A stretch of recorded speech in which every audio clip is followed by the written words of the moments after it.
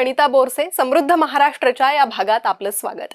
राज्य सरकारनं राज्याच्या प्रगतीच्या दिशेने उचललेलं महत्त्वाचं पाऊल आणि त्याला अनुसंगून घेतलेल्या निर्णयावर नजर टाकणार आहोत आजच्या या भागात. चला पाहूयात. मुंबईत 2 नवीन मेट्रो मार्ग सुरू झालेत. मेट्रो लाईन 9 आणि मेट्रो 2B च्या पहिल्या टप्प्याचं लोकार्पण झालंय. मुख्यमंत्री देवेंद्र फडणवीस यांच्या हस्ते दोन्ही मेट्रो मार्गाचं उद्घाटन झालंय. मेट्रो 2B चा पहिला टप्पा मंडाळे ते चेंबूर डायमंड गार्डन असा आहे, तर मेट्रो 9 चा पहिला टप्पा दहिसर पूर्व ते काशीगाव असा आहे. या 2 नव्या मेट्रो मार्गांमुळे मुंबईकरांची लोकल ट्रेनच्या गर्दीतून सुटका होणार आहे.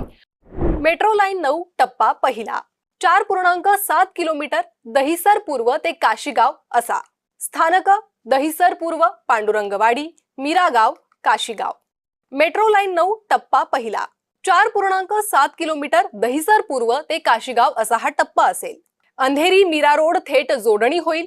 ठाणे जिल्ह्यातील पहिली मेट्रो असेल. डबल डेकर मेट्रो अधिक उड्डाण पूल. मेट्रो लाईन 2A सोबत इंटरचेंज होईल. भविष्यात विमानतळाशी जोडणी होईल. शून्य कार्बन उत्सर्जन प्रवास असेल. मेट्रो लाईन 2B टप्पा पहिला 5.53 किलोमीटर चेंबूर ते मंडाळे असा. स्थानक NG आचार्य उद्यान डायमंड गार्डन, छत्रपती शिवाजी महाराज चौक, देवनार, मानखुर्द, महाराष्ट्र नगर, मंडाळे. मेट्रो लाईन 2B टप्पा पहिला 5.53 किलोमीटरचा चेंबूर ते मंडाळे असा हा टप्पा असेल. मेट्रो लाईन 2A चा हा विस्तार असणार आहे. मंडाळे डेपो हा आशियातील सर्वात मोठा मेट्रो डेपो ठरेल. सर्व स्थानकांना इंडियन ग्रीन बिल्डिंग काउन्सिलचं प्लॅटिनम मानांकन असेल. शून्य कार्बन उत्सर्जन प्रवास मानांकनही असणार आहे. मेट्रो 9च्या पहिल्या टप्प्याचं आपण उद्घाटन केलेलं आहे. 2018 साली आपण याचं भूमिपूजन केलं होतं आणि त्यानंतर मुंबई आणि मीरा भाईंदर यांना जोडणारी मेट्रो ही तयार करण्याचं काम सुरू झालं. 2019 ला ब्रेक लागला याला. मग ते ब्रेक वरचा पाय आम्ही 2022 पर्यंत याला हे लागला. मग ते त्यांचा पाय ब्रेकवर होता, आमचा पाय ऍक्सिलेटरवर असतो आणि त्यामुळे देवेंद्रजी मुख्यमंत्री असताना भूमिपूजन केलेला हा प्रकल्प आज आपण कार्यान्वित करतोय ते मुख्यमंत्री असताना याचा आनंद आहे. देशातील सर्वात लांब ठाणे ते बोरीवली बोगद्याच्या कामाचा शुभारंभ मंगळवारी करण्यात आलाय. बोगद्याच्या खोदकामासाठी नायक नावाच्या मशीनचा वापर करण्यात आला. हे मशीन हिंदुस्थानातील एकमेव single shield hard rock tunnel boring machine आहे.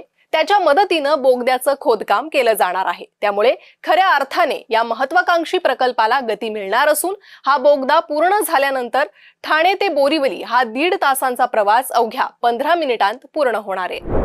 तर ठाणे ते बोरीवली दुहेरी बोगद्याचे फायदे काय पाहूयात. एकूण 11.84 किलोमीटरचा हा प्रकल्प आहे. 13.3 मीटर व्यासाच्या TBM द्वारे 10.25 किलोमीटर दुहेरी बोगद्याची निर्मिती केली जाणार आहे. त्यामुळे प्रवासाचा वेळ हा केवळ 15 मिनिटांवर येईल, तर 75 मिनिटांची बचत होईल. पूर्व ते पश्चिम जोडणी होणार आहे.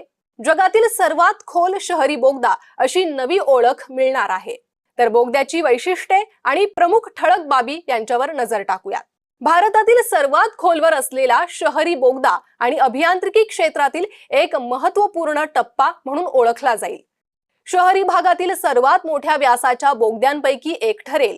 पर्यावरणीय दृष्ट्या संवेदनशील क्षेत्रांखालील दुहेरी बोगदा अशी ओळख होईल. 6 पदरी सुविधा अर्थात दोन्ही बाजूंनी 3 मार्गिका असतील. प्रत्येक बोगद्यात 2 वाहतूक मार्गिका आणि 1 आपत्कालीन मार्गिका असेल. आंतरराष्ट्रीय स्तरावरील आर्थिक विकास केंद्र म्हणून ओळख असलेल्या वांद्रे कुर्ला संकुलात आजच्या घडीला वाहतूक कोंडीचा प्रश्न अत्यंत गंभीर बनलाय. हा प्रश्न सोडवण्यासाठी मुंबई महानगर प्रदेश विकास प्राधिकरणानं कुर्ला रेल्वे स्थानक ते वांद्रे रेल्वे स्थानक असा 9 किलोमीटरचा पॉड टॅक्सी प्रकल्प हाती घेतलाय. या प्रकल्पाचं मंगळवारी मुख्यमंत्र्यांच्या हस्ते भूमिपूजन संपन्न झालं. आता या प्रकल्पाच्या कामाला सुरुवात केली जाणार असून त्यातील 3.36 किलोमीटरचा पहिला टप्पा 20 महिन्यांत पूर्ण करण्याचं आश्वासन कंत्राटदार कंपनीनं दिलंय. एकूण लांबी सुमारे 9 किलोमीटर, एकूण स्थानक 22, लांबी सुमारे 3.5 किलोमीटर, पहिला टप्पा वांद्रे ते कुर्ला, कुर्ला ते उत्पादन शुल्क भवन दरम्यान प्रवास. बारामती परिसरात अवकाळी पाऊस आणि गारपिटीमुळे नुकसान झालेल्या शेतीची उपमुख्यमंत्री सुनेत्रा पवार यांनी प्रत्यक्ष बांधावर जाऊन पाहणी केली.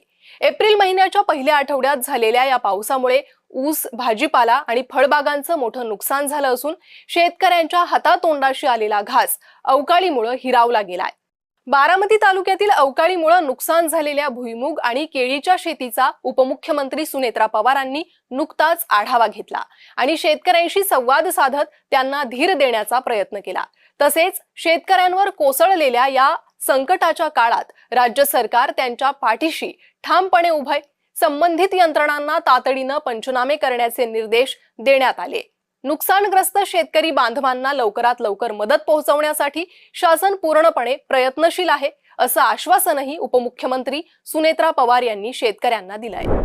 समृद्ध महाराष्ट्राच्या आजच्या या भागात एवढंच. पुन्हा भेटूयात नवीन घडामोडी आणि महत्त्वपूर्ण निर्णयांबाबतच्या नवनव्या बातम्यांसह पुढील आठवड्यातील समृद्ध महाराष्ट्र या आमच्या कार्यक्रमात. तूर्त एवढंच.